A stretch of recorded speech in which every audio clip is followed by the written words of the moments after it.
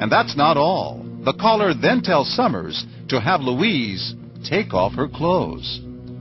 Now, you know, people watching this are going to be saying, Donna, what were you thinking? You're strip searching this girl in the back office, following the instructions of a voice on the phone. Who I thought was a police officer. Did you think of calling the police department? No, I didn't. I didn't. Calling her parents, maybe? No. Louise removes her uniform, hands it to Summers, who shakes it out and places it in a garbage bag. The caller even insists that Louise remove her underwear. The only thing the frightened teenager has to cover herself with is a dirty apron. Now, you knew Donna Summers. Yes. Did you trust her? Well, of course I did. She was my manager. She was supposed to take care of me. Now remember, it's a hectic Friday night at McDonald's, and Summers has to leave the office to manage the restaurant. The man on the phone then demands that Summers find another employee to watch Louise until the police arrive. She chooses 27-year-old Jason Bradley. In walks Jason. Mm-hmm. He takes the phone?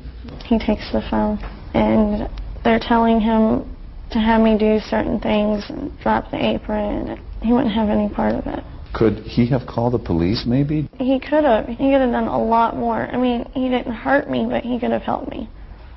Jason had come out of the room and he was mad. He just told me it was a lot of BS.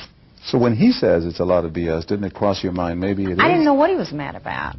After Jason walks out in disgust, Summers is in a bind. The caller then asks if she's married. And she started giggling, and she was like, I'll be married soon, I'm engaged. He asked me, he said, are you married? And I said, well, I'm engaged. And he asked me, he said, do you trust him? And I said, yes. He said, could he come up there and just sit? Now, at that point, you must have thought this isn't right. No police officer would ask a stranger to come and watch her. I honestly thought he was a police officer and what I was doing was the right thing. I thought I was doing what I was supposed to be doing. When Summers calls her fiancé on her cell phone, the caller has already had her on the line for 40 minutes. At that point, Louise breaks down and begins to cry. I was scared. I didn't know what to think. I didn't know what to do. I was petrified. You see her face. She's pleading. She's crying. She's bawling her eyes out. She wasn't crying or bawling her eyes out when I was there, no. But the surveillance video clearly shows a crying Louise being comforted by Summers. Then Summers abandons a sobbing Louise in the office. I was all alone. I had nothing. Your car keys? Donna had them. Your cell phone? Donna had it. Just when you think it's over. And just when I think it's over, it got worse.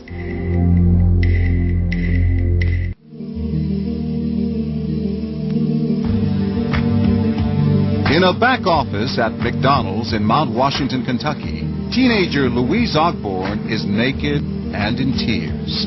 Donna Summers, the assistant manager who had strip searched her, has to get back to work.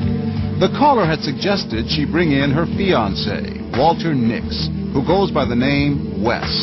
This 43-year-old exterminator is about to continue the interrogation. You left this middle-aged man with a naked, frightened... She was covered. With an apron. She was completely covered. But as the video shows, Louise is tugging at the apron, which barely covers her top, and the sides of her legs are exposed up to her buttocks. What were you thinking? I was thinking I was following the instructions of what a police officer was telling me. I didn't think Wes would do anything. I trusted him. It's the height of the dinner rush, so Donna leaves the 90-pound teenager alone in the office with the 230-pound Nix. Why couldn't you run out? I was naked. I was scared. I mean, any normal person in the situation, they wouldn't have ran out. You're convinced there's no way you could have done it? There's no way. Did you think about it? I wanted to so bad. I wanted to run. And you would have had to have run through the restaurant. I couldn't have done that. I couldn't have ran out the back door. I couldn't have done anything. I couldn't bring myself to humiliate myself worse than I already was. Humiliation, as it turns out, would be the least of her worries. Now it's Walter Nix who's following the caller's commands, having Louise drop her apron, bend over, and stand on a chair. Then, as ridiculous as it sounds, he tells Louise to jog and do jumping jacks, to shake loose anything, the caller says, that she might be hiding. Incredibly, Nix complies with the caller's outlandish demands, and it's only the beginning of 2 more hours of torment. Why did you follow their instructions? My parents taught me when an adult tells you to do something, that's what you do. You don't argue. You know, somebody smacks you on the hand, you listen. And everyone, it seems, is listening to that voice on the phone. He even talks to Louise. He told me if I loved this job and if I needed to keep my job, then I would cooperate. According to Louise, when she fails to address Walter Nix as Sir, the caller tells him to hit her violently on the buttocks, over and over. Here, it goes on for almost 10 minutes. He told me that I was asking too many questions, so he was told to hit me. And I said, please don't do this. This is so ridiculous. This is stupid. Please don't. But that would only make him hit you harder. Yes, and more times.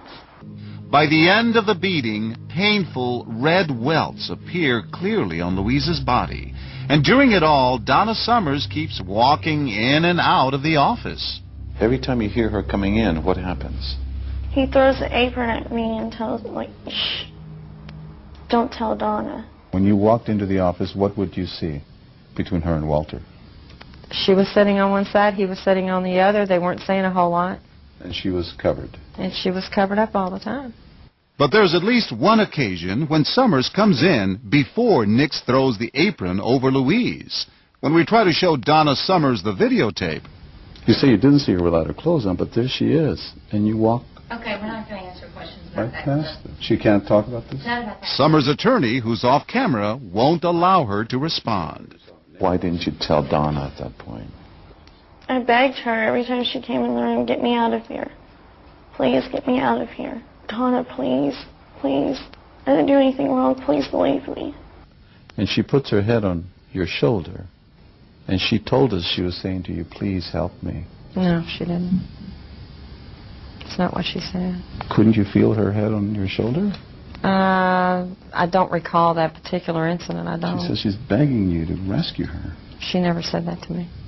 And every time Summers walks out of the office, Louise says Nix resumes and intensifies her torture, following the caller's instructions. My soul just left my body. I just went numb to everything so that I could just survive. Clinical psychologist Jeff Gardier says Louise's reaction is not uncommon. It's almost an out-of-body experience. It's like they're standing right next to themselves as this whole thing is happening, and they can't do a thing about it. It's a nightmare where they can't wake up. After more than 2.5 hours of dehumanizing treatment, Nix, again on the instructions of the caller, forces Louise to perform a sexual act. You were a prisoner I was. and a victim of sexual assault. Yes.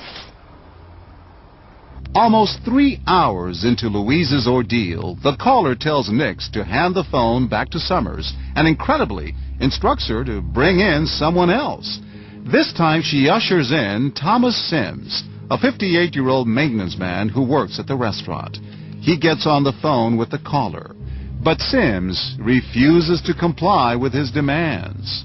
Tom told me this man is asking for her to drop her apron so I can see her without that apron. And I said, do what? And it floored me. Only then does Summers realize she's been had. But I couldn't believe it. Could not believe it. I had been had like no other person been had. Summers then frantically calls her manager, Lisa Siddons. Remember, all along the caller had claimed she was on the other line. As it turns out, Siddons was at home, asleep. Soon the office is crawling with McDonald's supervisors. On the video, you see the managers come in. They seem panicked. I guess they realized what was so unbelievably wrong.